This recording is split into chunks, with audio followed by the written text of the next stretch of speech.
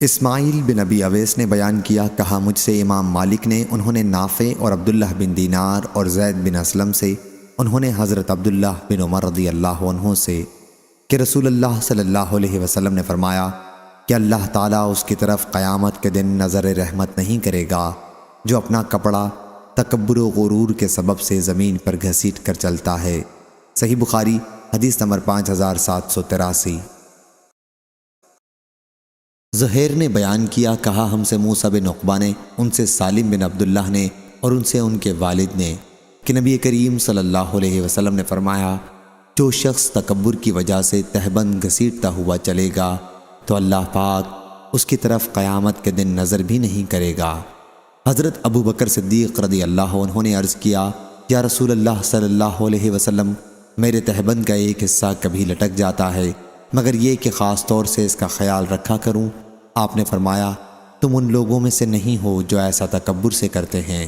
صحیح بخاری حدیث نمبر 5784۔ ابو بکر رضی اللہ عنہ نے بیان کیا کہ سورج گرہن ہوا تو ہم نبی کریم صلی اللہ علیہ وسلم کے ساتھ تھے۔ آپ جلدی میں کپڑا گھسیٹتے ہوئے مسجد میں تشریف لائے، لوگ بھی جمع ہو گئے۔ حضرت صلی اللہ علیہ وسلم نے 2 رکعت نماز پڑھائی، گرہن ختم ہو گیا، تب آپ ہماری طرف متوجہ ہوئے اور فرمایا، سورج اور چاند اللہ کی نشانیوں میں سے 2 نشانیاں ہیں، اس لیے جب تم ان نشانیوں میں سے کوئی نشانی دیکھو تو نماز پڑھو اور اللہ سے دعا کرو یہاں تک کہ وہ ختم ہو جائے۔ صحیح بخاری حدیث نمبر 5785۔ ابو جحیفہ رضی اللہ عنہ نے بیان کیا کہ پھر میں نے دیکھا کہ حضرت بلال رضی اللہ عنہ ایک نیزہ لے کر آئے اور اسے زمین میں گاڑ دیا، پھر نماز کے لیے تکبیر کہی گئی۔ میں نے دیکھا کہ رسول کریم صلی اللہ علیہ وسلم ایک جوڑا پہنے ہوئے باہر تشریف لائے جسے آپ نے سمیٹ رکھا تھا۔ پھر آپ نے نیزہ کے سامنے کھڑے ہو کر 2 رکعت نماز عید پڑھائی اور میں نے دیکھا کہ انسان اور جانور حضرت صلی اللہ علیہ وسلم کے سامنے نیزے کے باہر کی طرف سے گزر رہے تھے۔ صحیح بخاری حدیث نمبر 5786۔ حضرت ابو ہریرہ رضی اللہ عنہ نے بیان کیا کہ نبی کریم صلی اللہ علیہ وسلم نے فرمایا، تہبند کا جو حصہ ٹخنوں سے نیچے لٹکا ہو وہ جہنم میں ہوگا۔ صحیح بخاری حدیث نمبر 5787۔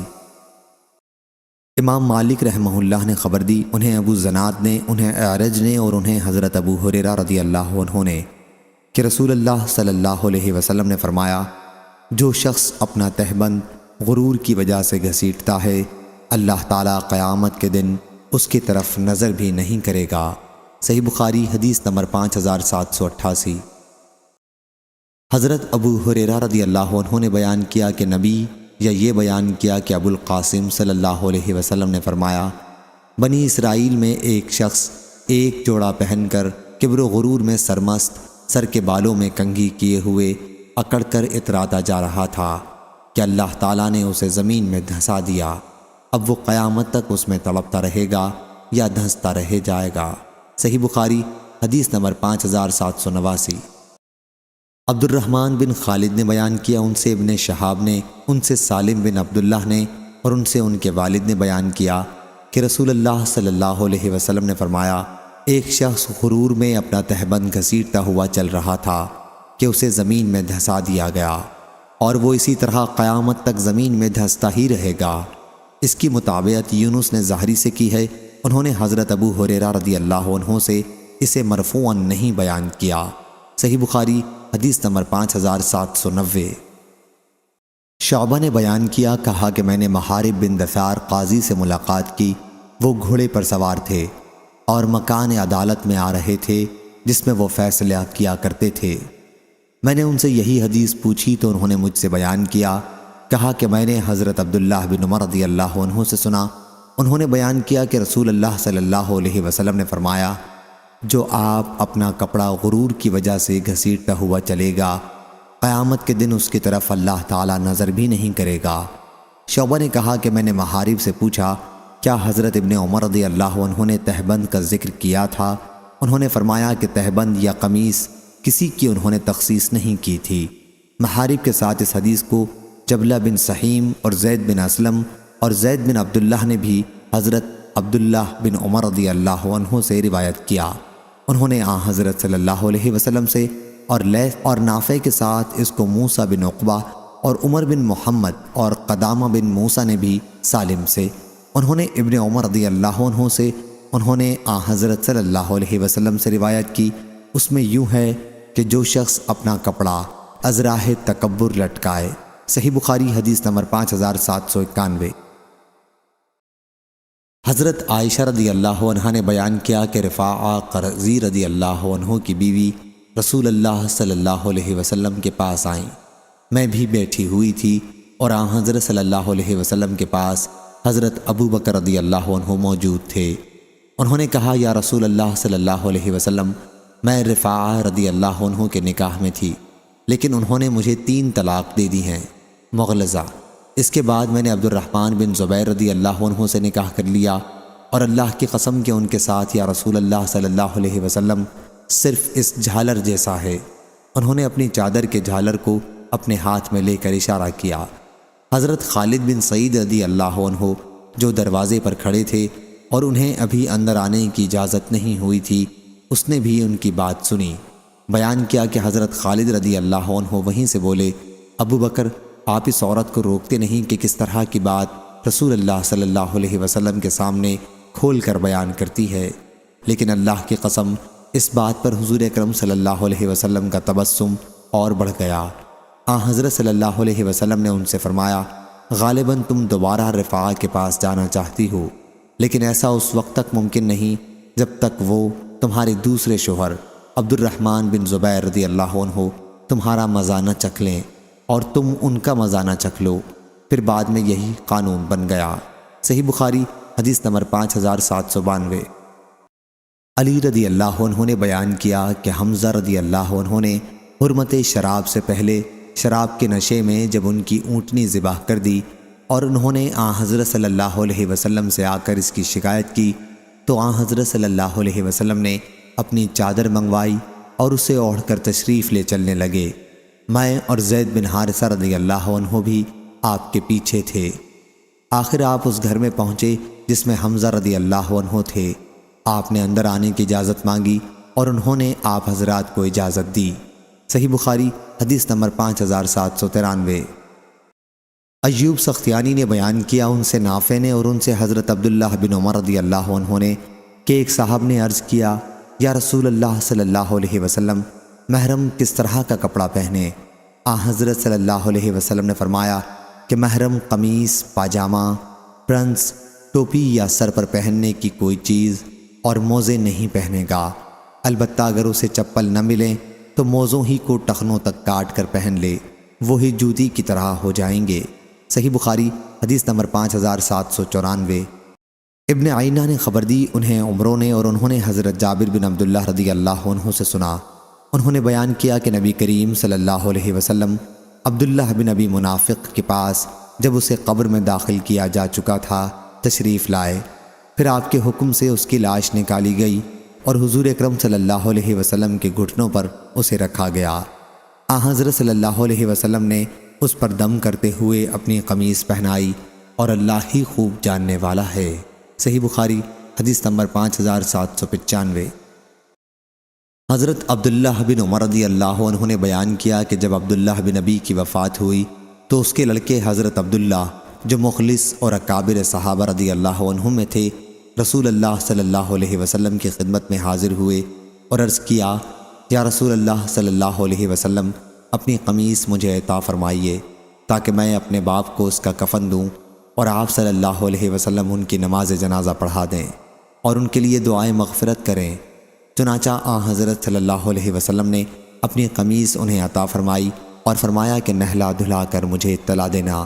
چنانچہ جب نہلا دھلا لیا تو حضرت صلی اللہ علیہ وسلم کو اطلاع دی۔ حضرت صلی اللہ علیہ وسلم تشریف لائے تاکہ اس کی نماز پڑھائیں، لیکن حضرت عمر رضی اللہ عنہ نے آپ کو پکڑ لیا اور عرض کیا، یا رسول اللہ صلی اللہ علیہ وسلم، کیا اللہ تعالیٰ نے آپ کو منافقین پر نماز جنازہ پڑھنے سے منع نہیں فرمایا ہے اور فرمایا ہے کہ ان کے لیے مغفرت کی دعا کرو یا مغفرت کی دعا نہ کرو؟ اگر تم 70 مرتبہ بھی ان کے لیے مغفرت کی دعا کرو گے تب بھی اللہ انہیں ہرگز نہیں بخشے گا۔ پھر یہ آیت نازل ہوئی، اور ان میں سے کسی پر بھی جو مر گیا ہو ہرگز نماز نہ پڑھیے۔ اس کے بعد حضرت صلی اللہ علیہ وسلم نے ان کی نماز جنازہ پڑھنی بھی چھوڑ دی۔ صحیح بخاری حدیث نمبر 5796۔ حضرت ابو ہریرہ رضی اللہ عنہ نے بیان کیا کہ رسول اللہ صلی اللہ علیہ وسلم نے بخیل اور صدقہ دینے والے کی مثال بیان کی کہ دو آدمیوں جیسی ہے جو لوہے کے جبے ہاتھ، سینہ اور حلق تک پہنے ہوئے ہیں۔ صدقہ دینے والا جب بھی صدقہ کرتا ہے تو اس کے جبے میں کشادگی ہو جاتی ہے اور وہ اس کی انگلیوں تک بڑھ جاتا ہے اور قدم کے نشانات کو ڈھک لیتا ہے، اور بخیل جب بھی کبھی صدقے کا ارادہ کرتا ہے تو اس کا جبہ اسے اور چمٹ جاتا ہے اور ہر حلقہ اپنی جگہ پر جم جاتا ہے۔ حضرت ابو ہریرہ رضی اللہ عنہ نے بیان کیا کہ میں نے دیکھا کہ حضور اکرم صلی اللہ علیہ وسلم اس طرح اپنی مبارک انگلیوں سے اپنے گریبان کی طرف اشارہ کر کے بتا رہے تھے کہ تم دیکھو گے وہ اس میں وسعت پیدا کرنا چاہے گا لیکن وسعت پیدا نہیں ہوگی۔ اس کی مطابقت ابن طاؤس نے اپنے والد سے کی ہے اور ابو زناد نے اعرج سے کی۔ دو جبوں کے ذکر کے ساتھ اور حنظلہ نے بیان کیا کہ میں نے طاؤس سے سنا، انہوں نے حضرت ابو ہریرہ رضی اللہ عنہ سے سنا، انہوں نے کہا جبتان، اور جعفر نے اعرج کے واسطے سے چنتان کا لفظ بیان کیا ہے۔ صحیح بخاری حدیث نمبر 5797۔ مغیرہ بن شعبہ رضی اللہ عنہ نے بیان کیا کہ نبی کریم صلی اللہ علیہ وسلم قضائے حاجت کے لیے باہر تشریف لے گئے، پھر واپس آئے تو میں پانی لے کر حاضر تھا۔ آپ نے وضو کیا، آپ شامی جبہ پہنے ہوئے تھے، آپ نے کلی کی اور ناک میں پانی ڈالا اور اپنا چہرہ دھویا، پھر آپ اپنی آستینیں چڑھانے لگے لیکن وہ تنگ تھی، اس لیے آپ نے اپنے ہاتھ جبے کے نیچے سے نکالے اور انہیں دھویا اور سر پر اور موزوں پر مسح کیا۔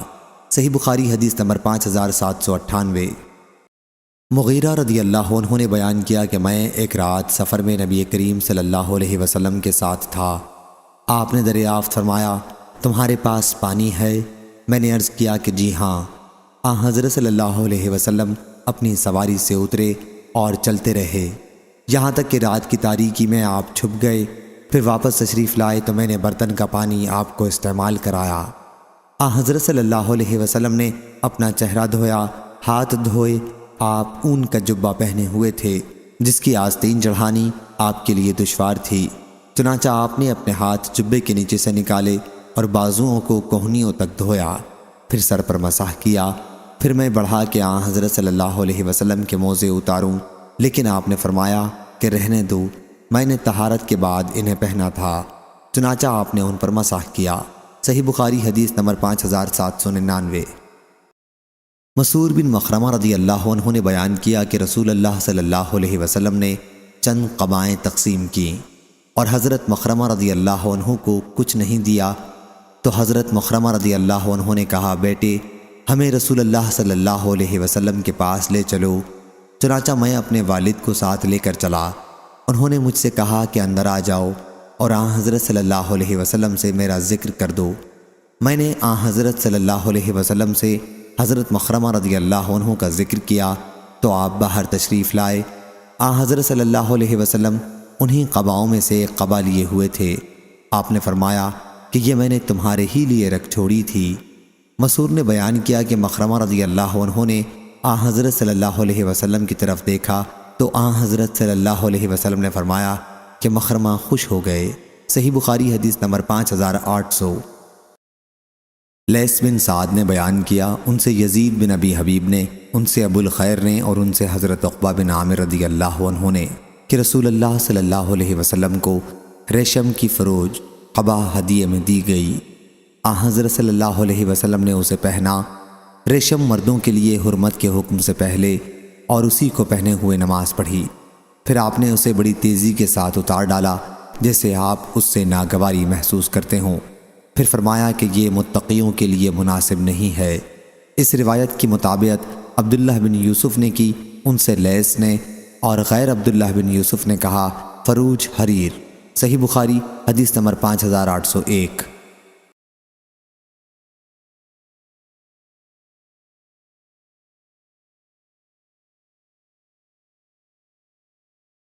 حضرت عبداللہ بن عمر رضی اللہ عنہ نے بیان کیا کہ ایک شخص نے عرض کیا یا رسول اللہ صلی اللہ علیہ وسلم، محرم کس طرح کا کپڑا پہنے؟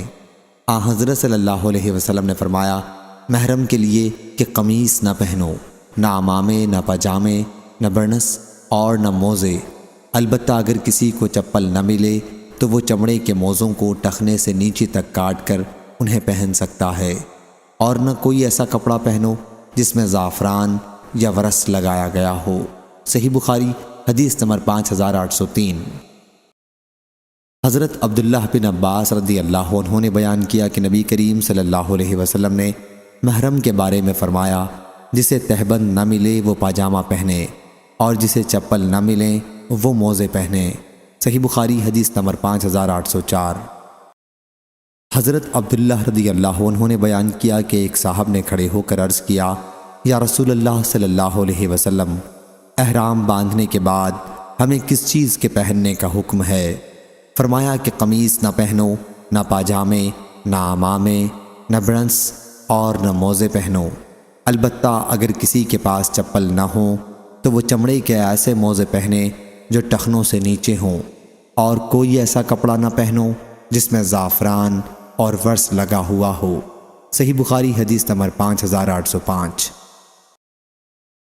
سالم نے خبر دی، انہیں ان کے والد حضرت عبداللہ بن عمر رضی اللہ عنہ نے خبر دی کہ نبی کریم صلی اللہ علیہ وسلم نے فرمایا کہ محرم قمیص نہ پہنے، نہ عمامہ پہنے، نہ پاجامہ، نہ برنس، اور نہ کوئی ایسا کپڑا پہنے جس میں زعفران اور ورس لگا ہوا ہو، اور نہ موزے پہنے، البتہ اگر کسی کو چپل نہ ملیں تو موزوں کو ٹخنوں کے نیچے تک کاٹ دے پھر پہنے۔ صحیح بخاری حدیث نمبر 5806۔ حضرت عائشہ رضی اللہ عنہا نے بیان کیا کہ بہت سے مسلمان حبشہ ہجرت کر کے چلے گئے، اور ابو بکر رضی اللہ عنہ بھی ہجرت کی تیاریاں کرنے لگے، لیکن نبی کریم صلی اللہ علیہ وسلم نے فرمایا کہ ابھی ٹھہر جاؤ، کیونکہ مجھے بھی امید ہے کہ مجھے ہجرت کی اجازت دی جائے گی۔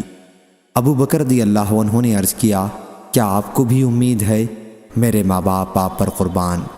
حضرت صلی اللہ علیہ وسلم نے فرمایا کہ ہاں۔ چنانچہ ابو بکر رضی اللہ عنہ حضرت صلی اللہ علیہ وسلم کے ساتھ رہنے کے خیال سے رک گئے، اور اپنی 2 اونٹنیوں کو ببول کے پتے کھلا کر 4 مہینے تک انہیں خوب تیار کرتے رہے۔ عروہ نے بیان کیا کہ عائشہ رضی اللہ عنہا نے کہا، ہم ایک دن دوپہر کے وقت اپنے گھر میں بیٹھے ہوئے تھے کہ ایک شخص نے ابو بکر رضی اللہ عنہ سے کہا، رسول اللہ صلی اللہ علیہ وسلم سر ڈھکے ہوئے تشریف لا رہے ہیں۔ اس وقت عموماً حضرت صلی اللہ علیہ وسلم ہمارے یہاں تشریف نہیں لاتے تھے۔ ابو بکر رضی اللہ عنہ نے کہا، میرے ماں باپ حضور صلی اللہ علیہ وسلم پر قربان ہوں۔ حضور صلی اللہ علیہ وسلم ایسے وقت کسی وجہ ہی سے تشریف لا سکتے ہیں۔ حضور صلی اللہ علیہ وسلم نے مکان پر پہنچ کر اجازت چاہی، اور ابو بکر صدیق رضی اللہ عنہ نے انہیں اجازت دے دی۔ حضرت صلی اللہ علیہ وسلم اندر تشریف لائے، اور اندر داخل ہوتے ہی ابو بکر رضی اللہ عنہ سے فرمایا کہ جو لوگ تمہارے پاس اس وقت ہیں انہیں اٹھا دو۔ ابو بکر صدیق رضی اللہ عنہ نے عرض کیا، میرے ماں باپ آپ پر قربان ہوں یا رسول اللہ صلی اللہ علیہ وسلم، یہ سب آپ کے گھر ہی کے افراد ہیں۔ حضور صلی اللہ علیہ وسلم نے فرمایا، مجھے ہجرت کی اجازت مل گئی ہے۔ ابو بکر صدیق رضی اللہ عنہ نے عرض کی، پھر یا رسول اللہ صلی اللہ علیہ وسلم، مجھے رفاقت کا شرف حاصل رہے گا؟ آپ نے فرمایا کہ ہاں۔ عرض کی، یا رسول اللہ صلی اللہ علیہ وسلم، میرے ماں باپ آپ پر قربان ہوں، ان 2 اونٹنیوں میں سے ایک آپ لے لیں۔ حضرت صلی اللہ علیہ وسلم نے فرمایا، لیکن قیمت سے۔ عائشہ رضی اللہ عنہا نے بیان کیا کہ پھر ہم نے بہت جلدی سامان سفر تیار کیا، اور سفر کا ناشتہ ایک تھیلے میں رکھا۔ اسماء بنت ابی بکر رضی اللہ عنہا نے اپنے پٹکے کے ایک ٹکڑے سے تھیلے کے منہ کو باندھا، اسی وجہ سے انہیں ذات النطاق، پٹکے والی کہنے لگے۔ پھر حضرت صلی اللہ علیہ وسلم اور ابو بکر صدیق رضی اللہ عنہ ثور نامی پہاڑ کی ایک غار میں جا کر چھپ گئے، اور 3 دن تک اسی میں ٹھہرے رہے۔ عبداللہ بن ابی بکر رضی اللہ عنہ رات آپ حضرات کے پاس ہی گزارتے تھے۔ وہ نوجوان ذہین اور سمجھدار تھے۔ صبح تڑکے میں وہاں سے چل دیتے تھے، اور صبح ہوتے ہوتے مکے کے قریش میں پہنچ جاتے تھے، جیسے رات میں مکے ہی میں رہے ہوں۔ مکہ مکرمہ میں جو بات بھی ان حضرات کے خلاف ہوتی اسے محفوظ رکھتے، اور جو ہی رات کا اندھیرا چھا جاتا غار ثور میں ان حضرات کے پاس پہنچ کر تمام تفصیلات کی اطلاع دیتے۔ ابو بکر رضی اللہ عنہ کے مولا عامر بن فہیرہ رضی اللہ عنہ دودھ دینے والی بکریاں چراتے تھے، اور جب رات کا ایک حصہ گزر جاتا تو ان بکریوں کو غار ثور کی طرف ہانک لاتے تھے۔ آپ حضرات بکریوں کے دودھ پر رات گزارتے، اور صبح کی پو پھٹتے ہی عامر بن فہیرہ رضی اللہ عنہ وہاں سے روانہ ہو جاتے۔ ان 3 راتوں میں انہوں نے ہر رات ایسا ہی کیا۔ صحیح بخاری حدیث نمبر 5807۔ امام مالک رحمہ اللہ نے بیان کیا ان سے زہری نے اور ان سے حضرت انس رضی اللہ عنہ نے کہ نبی کریم صلی اللہ علیہ وسلم فتح مکہ کے سال مکہ مکرمہ میں داخل ہوئے تو آپ کے سر پر خود تھی۔ صحیح بخاری حدیث نمبر 5808۔ حضرت انس بن مالک رضی اللہ عنہ نے بیان کیا کہ میں رسول اللہ صلی اللہ علیہ وسلم کے ساتھ چل رہا تھا۔ حضرت صلی اللہ علیہ وسلم کے جسم مبارک پر یمن کے نجران کی بنی ہوئی موٹے حاشیے کی ایک چادر تھی۔ اتنے میں ایک دیہاتی آ گیا اور اس نے حضرت صلی اللہ علیہ وسلم کی چادر کو پکڑ کر اتنی زور سے کھینچا کہ میں نے حضور اکرم صلی اللہ علیہ وسلم کے مونڈھے پر دیکھا کہ اس کے زور سے کھینچنے کی وجہ سے نشان پڑ گیا تھا۔ پھر اس نے کہا، اے محمد صلی اللہ علیہ وسلم، مجھے مال میں سے دیے جانے کا حکم کیجیے جو اللہ کا مال آپ کے پاس ہے۔ حضرت صلی اللہ علیہ وسلم اس کی طرف متوجہ ہوئے اور مسکرائے، اور آپ نے اسے دیے جانے کا حکم فرمایا۔ صحیح بخاری حدیث نمبر 5809۔ حضرت سہل بن سعد رضی اللہ عنہ نے بیان کیا کہ ایک عورت ایک چادر لے کر آئیں جو اس نے خود بنی تھی۔ حضرت سہل رضی اللہ عنہ نے کہا، تمہیں معلوم ہے وہ پردہ کیا تھا؟ پھر بتلایا کہ یہ ایک اونی چادر تھی جس کے کناروں پر حاشیہ ہوتا ہے۔ ان خاتون نے حاضر ہو کر عرض کیا، یا رسول اللہ صلی اللہ علیہ وسلم، یہ چادر میں نے خاص آپ کے اوڑھنے کے لیے بنی ہے۔ حضور اکرم صلی اللہ علیہ وسلم نے وہ چادر ان سے اس طرح لی گویا آپ کو اس کی ضرورت ہے۔ پھر حضرت صلی اللہ علیہ وسلم اسے تہبند کے طور پر پہن کر ہمارے پاس تشریف لائے۔ جماعت صحابہ رضی اللہ عنہ میں سے ایک صاحب عبد الرحمن بن عوف رضی اللہ عنہ نے اس چادر کو چھوا اور عرض کی، یا رسول اللہ صلی اللہ علیہ وسلم، یہ مجھے عنایت فرما دیجئے۔ حضور صلی اللہ علیہ وسلم نے فرمایا کہ اچھا، جتنی دیر اللہ نے چاہا آپ مجلس میں بیٹھے رہے، پھر تشریف لے گئے اور اس چادر کو لپیٹ کر ان صاحب کے پاس بھجوا دیا۔ صحابہ رضی اللہ عنہم نے اس پر ان سے کہا، تم نے اچھی بات نہیں کی کہ حضرت صلی اللہ علیہ وسلم سے وہ چادر مانگ لی۔ تمہیں معلوم ہے کہ حضور صلی اللہ علیہ وسلم کبھی کسی سائل کو محروم نہیں فرماتے۔ ان صاحب نے کہا، اللہ کی قسم، میں نے تو صرف حضرت صلی اللہ علیہ وسلم سے یہ اس لیے مانگی ہے کہ جب میں مروں تو یہ میرا کفن ہو۔ حضرت سہل رضی اللہ عنہ نے بیان کیا، چنانچہ وہ چادر اس صحابی کے کفن ہی میں استعمال ہوئی۔ صحیح بخاری حدیث نمبر 5810۔ حضرت ابو ہریرہ رضی اللہ عنہ نے بیان کیا کہ میں نے رسول اللہ صلی اللہ علیہ وسلم سے سنا، حضرت صلی اللہ علیہ وسلم نے فرمایا، میری امت میں سے جنت میں 70,000 کی ایک جماعت داخل ہوگی، ان کے چہرے چاند کی طرح چمک رہے ہوں گے۔ حضرت عکاشہ بن محسن اسدی رضی اللہ عنہ اپنی دھاری دار چادر سنبھالتے ہوئے اٹھے اور عرض کیا، یا رسول اللہ صلی اللہ علیہ وسلم، میرے لیے بھی دعا کیجیے کہ اللہ تعالیٰ مجھے بھی انہی میں سے بنا دے۔ حضرت صلی اللہ علیہ وسلم نے فرمایا کہ اے اللہ، عکاشہ کو بھی انہی میں سے بنا دے۔ اس کے بعد قبیلہ انصار کے ایک صحابی سعد بن عبادہ رضی اللہ عنہ کھڑے ہوئے اور عرض کیا، یا رسول اللہ صلی اللہ علیہ وسلم، دعا فرمائیں کہ اللہ تعالیٰ مجھے بھی ان میں سے بنا دے۔ حضرت صلی اللہ علیہ وسلم نے فرمایا کہ تم سے پہلے عکاشہ دعا کرا چکا۔ صحیح بخاری حدیث نمبر 5811۔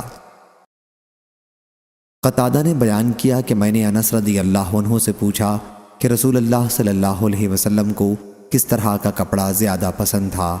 بیان کیا کہ حبرہ کی سبز یمنی چادر۔ صحیح بخاری حدیث نمبر 5812۔ حضرت انس بن مالک رضی اللہ عنہ نے بیان کیا کہ نبی کریم صلی اللہ علیہ وسلم کو تمام کپڑوں میں یمنی سبز چادر پہننا بہت پسند تھی۔ صحیح بخاری حدیث نمبر 5813۔ حضرت عائشہ رضی اللہ عنہا نے خبر دی کہ جب رسول اللہ صلی اللہ علیہ وسلم کی وفات ہوئی تو آپ کی نعش مبارک پر ایک سبز یمنی چادر ڈال دی گئی تھی۔ صحیح بخاری حدیث نمبر 5814۔ حضرت عبداللہ بن عباس رضی اللہ عنہ نے بیان کیا کہ رسول اللہ صلی اللہ علیہ وسلم پر جب آخری مرض طاری ہوا تو آپ اپنی کملی چہرہ مبارک پر ڈالتے تھے، اور جب سانس گھٹنے لگتا تو چہرہ کھول لیتے، اور اسی حالت میں فرماتے یہود و نصارہ اللہ تعالیٰ کی رحمت سے دور ہو گئے کہ انہوں نے اپنے انبیاء کی قبروں کو سجدہ گاہ بنا لیا۔ حضرت صلی اللہ علیہ وسلم ان کے عمل بد سے مسلمانوں کو ڈرا رہے تھے۔ صحیح بخاری حدیث نمبر 5815 5816۔ حضرت عائشہ رضی اللہ عنہا نے بیان کیا کہ رسول اللہ صلی اللہ علیہ وسلم نے اپنی ایک نقشی چادر میں نماز پڑھی اور اس کے نقش و نگار پر نماز ہی میں ایک نظر ڈالی، پھر سلام پھیر کر فرمایا کہ میری یہ چادر ابو جہم کو واپس دے دو، اس نے ابھی مجھے میری نماز سے غافل کر دیا تھا، اور ابو جہم کی سادی چادر لیتے آؤ۔ یہ ابو جہم بن حذیفہ بن غانم بن عدی بن کعب قبیلے میں سے تھے۔ صحیح بخاری حدیث نمبر 5817۔ ابو بردہ نے بیان کیا کہ حضرت عائشہ رضی اللہ عنہا نے ہمیں ایک موٹی کملی کسا اور ایک موٹی ازار نکال کر دکھائی اور کہا کہ رسول اللہ صلی اللہ علیہ وسلم کی روح انہی دو کپڑوں میں قبض ہوئی تھی۔ صحیح بخاری حدیث نمبر 5818۔ حضرت ابو ہریرہ رضی اللہ عنہ نے بیان کیا کہ نبی کریم صلی اللہ علیہ وسلم نے بیع ملامسہ اور منابضہ سے منع فرمایا، اور 2 وقت نمازوں سے بھی آپ نے منع فرمایا، نماز فجر کے بعد سورج بلند ہونے تک اور عصر کے بعد سورج غروب ہونے تک، اور اس سے منع فرمایا کہ کوئی شخص صرف ایک کپڑا جسم پر لپیٹ کر اور گھٹنے اوپر اٹھا کر اس طرح بیٹھ جائے کہ اس کی شرمگاہ پر آسمان و زمین کے درمیان کوئی چیز نہ ہو، اور اشتمال سما سے منع فرمایا۔ صحیح بخاری حدیث نمبر 5819۔ حضرت ابو سعید خدری رضی اللہ عنہ نے بیان کیا کہ رسول اللہ صلی اللہ علیہ وسلم نے 2 طرح کے پہناوے اور 2 طرح کی خرید و فروخت سے منع فرمایا۔ خرید و فروخت میں ملامسہ اور منابضہ سے منع فرمایا۔ ملامسہ کی صورت یہ تھی کہ ایک شخص خریدار دوسرے بیچنے والے کے کپڑے کو رات یا دن میں کسی بھی وقت بس چھو دیتا اور دیکھے بغیر صرف چھونے سے بیع ہو جاتی، صرف چھونا ہی کافی تھا، کھول کر دیکھا نہیں جاتا تھا۔ منابضہ کی صورت یہ تھی کہ ایک شخص اپنی ملکیت کا کپڑا دوسرے کی طرف پھینکتا اور دوسرا اپنا کپڑا پھینکتا، اور بغیر دیکھے اور بغیر باہمی رضامندی کے صرف اس سے بیع منعقد ہو جاتی۔ اور 2 کپڑے جن سے حضور صلی اللہ علیہ وسلم نے منع فرمایا، انہی سے ایک اشتمال سما ہے۔ سما کی صورت یہ تھی کہ اپنا کپڑا ایک چادر اپنے ایک شانے پر اس طرح ڈالا جاتا کہ ایک کنارے سے شرمگاہ کھل جاتی اور کوئی دوسرا کپڑا وہاں نہیں ہوتا تھا۔ دوسرے پہناوے کا طریقہ یہ تھا کہ بیٹھ کر اپنے ایک کپڑے سے کمر اور پنڈلی باندھ لیتے تھے اور شرمگاہ پر کوئی کپڑا نہیں ہوتا تھا۔ صحیح بخاری حدیث نمبر 5820۔ حضرت ابو ہریرہ رضی اللہ عنہ نے بیان کیا کہ نبی کریم صلی اللہ علیہ وسلم نے 2 طرح کے پہناوے سے منع فرمایا، یہ کہ کوئی شخص ایک ہی کپڑے سے اپنی کمر اور پنڈلی کو ملا کر باندھ لے اور شرمگاہ پر کوئی دوسرا کپڑا نہ ہو، اور یہ کہ کوئی شخص ایک کپڑے کو اس طرح جسم پر لپیٹے کہ ایک طرف کپڑے کا کوئی حصہ نہ ہو، اور آپ نے ملامسہ اور منابضہ سے منع فرمایا۔ صحیح بخاری حدیث نمبر 5821۔ ابن شہاب نے خبر دی، انہوں نے کہا ہمیں عبید اللہ بن عبداللہ نے اور انہیں حضرت ابو سعید خدری رضی اللہ عنہ نے کہ نبی کریم صلی اللہ علیہ وسلم نے اشتمال سما سے منع فرمایا، اور اس سے بھی کہ کوئی شخص ایک کپڑے سے پنڈلی اور کمر کو ملا لے اور شرمگاہ پر کوئی دوسرا کپڑا نہ ہو۔ صحیح بخاری حدیث نمبر 5822۔ اسحاق بن سعید نے بیان کیا، ان سے ان کے والد نے، ان سے سعید بن فلاں یعنی عمر بن سعید بن عاص نے، اور ان سے ام خالد بنت خالد رضی اللہ عنہا نے کہ نبی کریم صلی اللہ علیہ وسلم کی خدمت میں کچھ کپڑے لائے گئے جس میں ایک چھوٹی کالی کملی بھی تھی۔ حضور اکرم صلی اللہ علیہ وسلم نے فرمایا، تمہارا کیا خیال ہے؟ یہ چادر کسے دی جائے؟ صحابہ کرام رضی اللہ عنہم خاموش رہے۔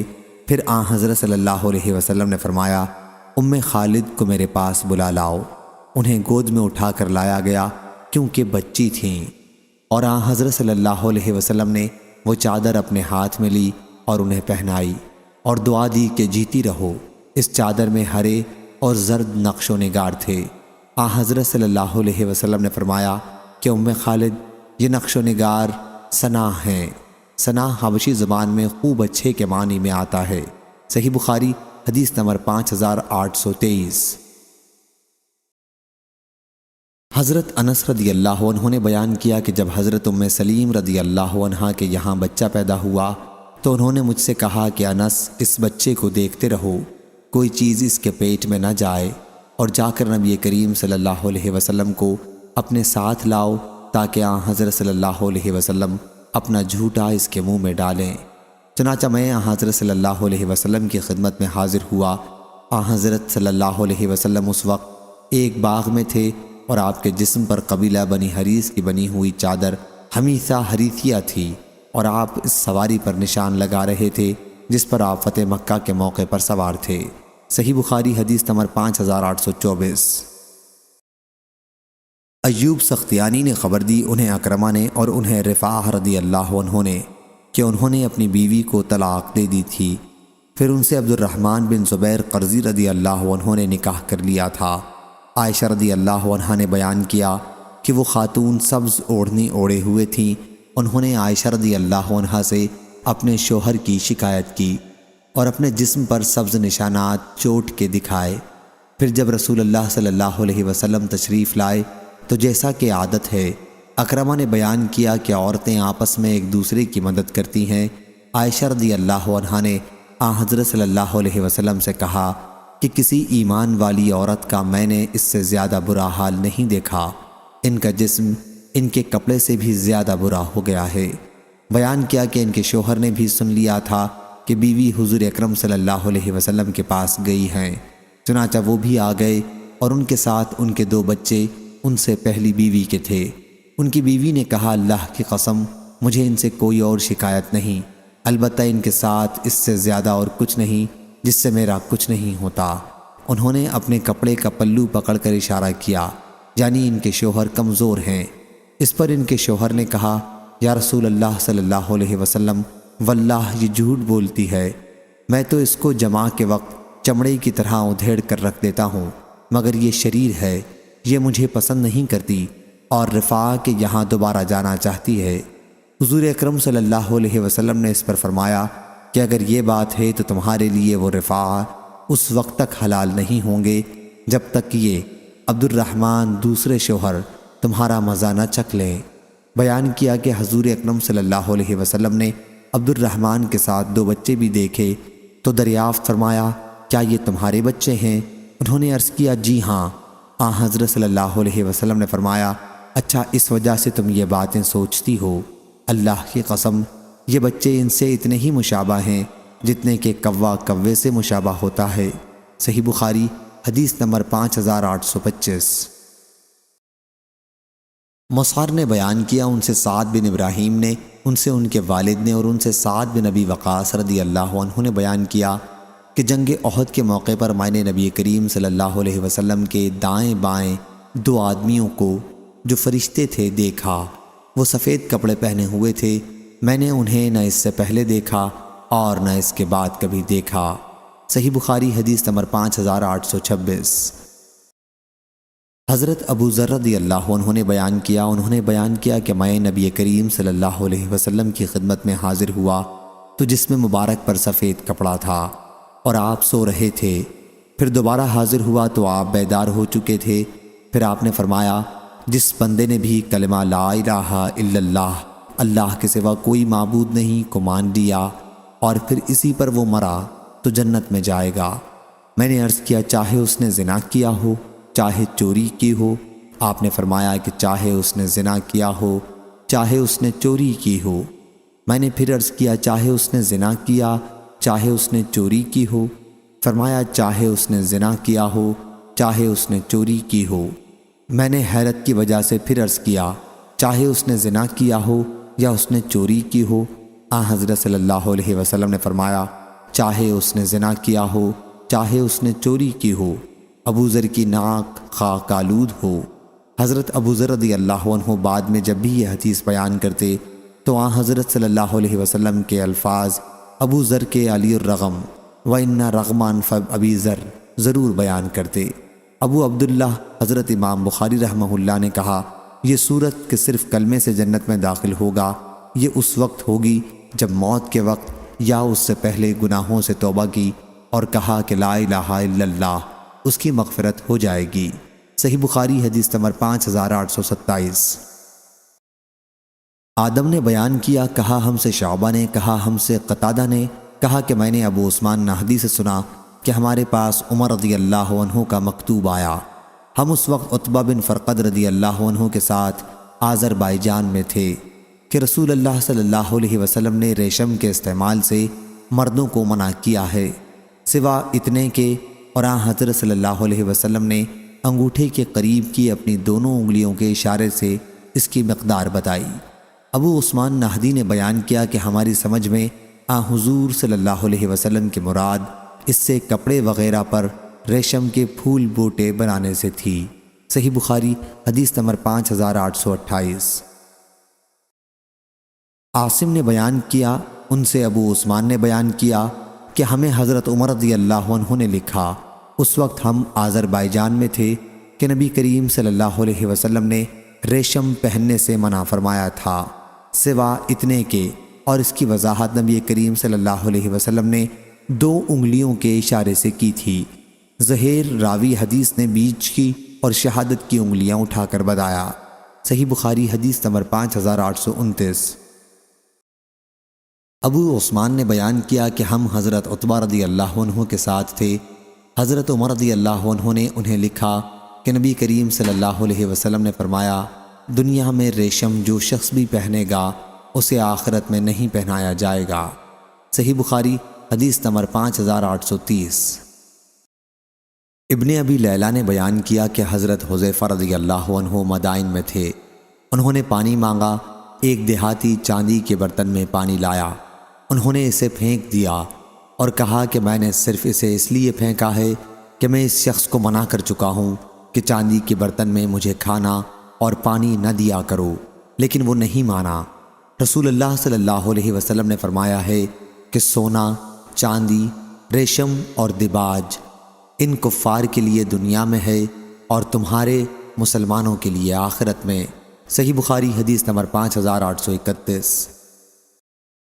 شعبہ نے بیان کیا کہ اس پر میں نے پوچھا کیا یہ روایت نبی کریم صلی اللہ علیہ وسلم سے ہے؟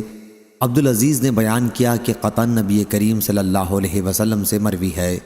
آپ نے فرمایا جو مرد ریشمی لباس دنیا میں پہنے گا وہ آخرت میں اسے ہرگز نہیں پہن سکے گا۔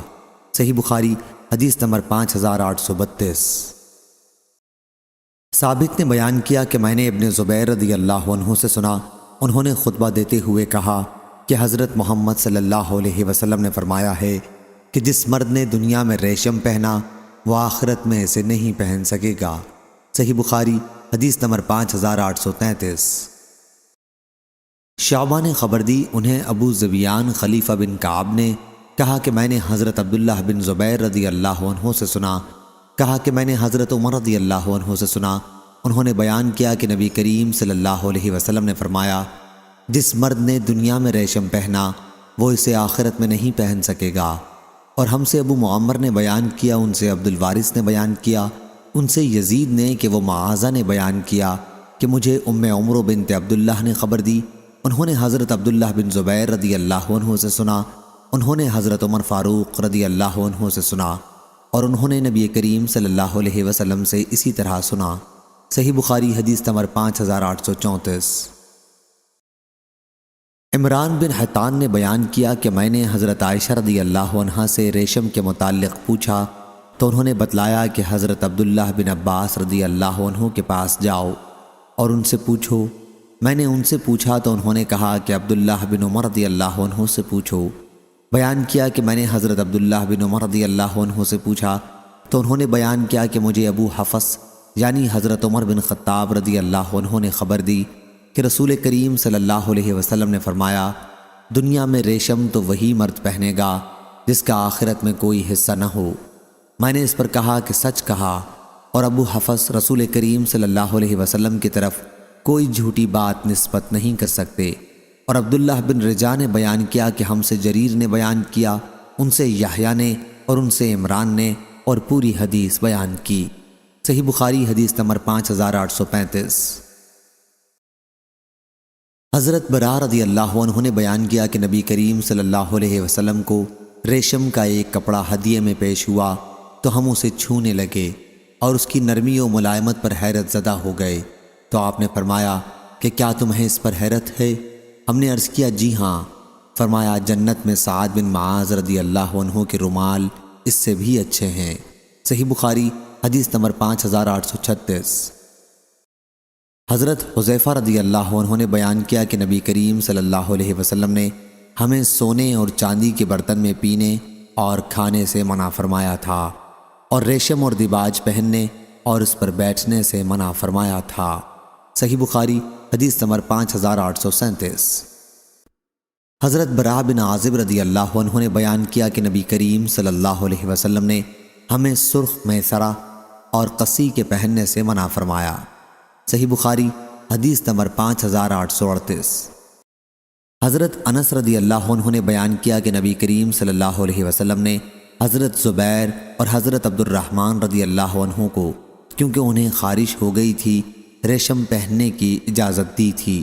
صحیح بخاری حدیث نمبر 5839۔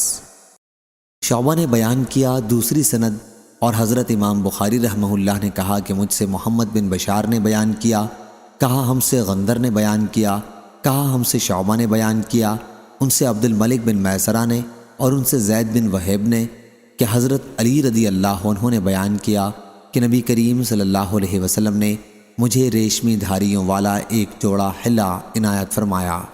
میں اسے پہن کر نکلا تو میں نے حضرت صلی اللہ علیہ وسلم کے چہرے مبارک پر غصے کے آثار دیکھے، چنانچہ میں نے اس کے ٹکڑے کر کے اپنی عزیز عورتوں میں بانٹ دیے۔ صحیح بخاری حدیث نمبر 5840۔ جویریہ نے بیان کیا ان سے نافع نے، ان سے حضرت عبداللہ بن عمر رضی اللہ عنہ نے، کہ حضرت عمر رضی اللہ عنہ نے ریشمی دھاریوں والا ایک جوڑا فروخت ہوتے دیکھا تو عرض کیا، یا رسول اللہ صلی اللہ علیہ وسلم، بہتر ہے کہ آپ اسے خرید لیں اور وفود سے ملاقات کے وقت اور جمعے کے دن اسے زیب بند کیا کریں۔ حضرت صلی اللہ علیہ وسلم نے فرمایا کہ اسے وہ پہنتا ہے جس کا آخرت میں کوئی حصہ نہیں ہوتا۔ اس کے بعد حضور اکرم صلی اللہ علیہ وسلم نے خود حضرت عمر رضی اللہ عنہ کے پاس ریشم کی دھاریوں والا ایک جوڑا حلہ بھیجا ہدیے کے طور پر۔ حضرت عمر رضی اللہ عنہ نے عرض کیا، آپ نے مجھے یہ جوڑا حلہ عنایت فرمایا ہے، حالانکہ میں خود آپ سے اس کے بارے میں وہ بات سن چکا ہوں جو آپ نے فرمائی تھی۔ آپ نے فرمایا کہ میں نے تمہیں یہ کپڑا اس لیے دیا ہے کہ تم اسے بیچ دو یا عورتوں وغیرہ میں سے کسی کو پہنا دو۔ صحیح بخاری حدیث نمبر 5841۔ حضرت انس بن مالک رضی اللہ عنہ نے خبر دی کہ انہوں نے رسول اللہ صلی اللہ علیہ وسلم کی صاحبزادی ام کلثوم رضی اللہ عنہا کو زرد دھاری دار ریشمی جوڑا پہنے دیکھا۔ صحیح بخاری حدیث نمبر 5842۔ ابن عباس رضی اللہ عنہ نے بیان کیا کہ میں عمر رضی اللہ عنہ سے ان عورتوں کے بارے میں جنہوں نے نبی کریم صلی اللہ علیہ وسلم کے معاملے میں اتفاق کر لیا تھا پوچھنے کا ارادہ کرتا رہا، لیکن ان کا رعب سامنے آ جاتا۔ ایک دن مکے کے راستے میں ایک منزل پر قیام کیا اور پیلو کے درختوں میں وہ قضائے حاجت کے لیے تشریف لے گئے۔ جب قضائے حاجت سے فارغ ہو کر تشریف لائے تو میں نے پوچھا، انہوں نے بتلایا کہ عائشہ اور حفصہ رضی اللہ عنہا ہیں۔ پھر کہا کہ جاہلیت میں ہم عورتوں کو کوئی حیثیت نہیں دیتے تھے، جب اسلام آیا اور اللہ تعالیٰ نے ان کا ذکر کیا اور ان کے حقوق مردوں پر بتائے، تب ہم نے جانا کہ ان کے بھی ہم پر کچھ حقوق ہیں، لیکن اب بھی ہم اپنے معاملات میں ان کا دخیل بننا پسند نہیں کرتے تھے۔ میرے اور میری بیوی میں کچھ گفتگو ہو گئی اور اس نے تیز و تند جواب مجھے دیا، تو میں نے اس سے کہا، اچھا اب نوبت یہاں تک پہنچ گئی۔ اس نے کہا، تم مجھے یہ کہتے ہو اور تمہاری بیٹی نبی کریم صلی اللہ علیہ وسلم کو بھی تکلیف پہنچاتی ہے۔ میں اپنی بیٹی ام المومنین حفصہ رضی اللہ عنہا کے پاس آیا اور اس سے کہا، میں تجھے تنبیہ کرتا ہوں کہ اللہ اور اس کے رسول کی نافرمانی کرے۔ حضور اکرم صلی اللہ علیہ وسلم کو تکلیف پہنچانے کے اس معاملے میں سب سے پہلے میں ہی حفصہ رضی اللہ عنہا کے یہاں گیا۔ پھر میں حضرت ام سلمہ رضی اللہ عنہا کے پاس آیا اور ان سے بھی یہی بات کہی، لیکن انہوں نے کہا کہ حیرت ہے تم پر عمر رضی اللہ عنہ، تم ہمارے تمام معاملات میں دخیل ہو گئے ہو، صرف رسول اللہ صلی اللہ علیہ وسلم اور آپ کی ازواج کے معاملات میں دخل دینا باقی تھا، سو اب وہ بھی شروع کر دیا۔ انہوں نے میری بات رد کر دی۔ قبیلہ انصار کے ایک صحابی تھے، جب وہ حضور اکرم صلی اللہ علیہ وسلم کی صحبت میں موجود نہ ہوتے اور میں حاضر ہوتا تو تمام خبریں ان سے آ کر بیان کرتا تھا، اور جب میں حضرت صلی اللہ علیہ وسلم کی صحبت سے غیر حاضر ہوتا اور وہ موجود ہوتے تو وہ حضرت صلی اللہ علیہ وسلم کے متعلق تمام خبریں مجھے آ کر سناتے تھے۔ آپ کے چاروں طرف جتنے بادشاہ وغیرہ تھے ان سب سے آپ کے تعلقات ٹھیک تھے، صرف شام کے ملک غسان کا ہمیں خوف رہتا تھا کہ وہ کہیں ہم پر حملہ نہ کر دے۔ میں نے جو ہوش و حواس درست کیے تو وہی انصاری صحابی تھے اور کہہ رہے تھے کہ ایک حادثہ ہو گیا۔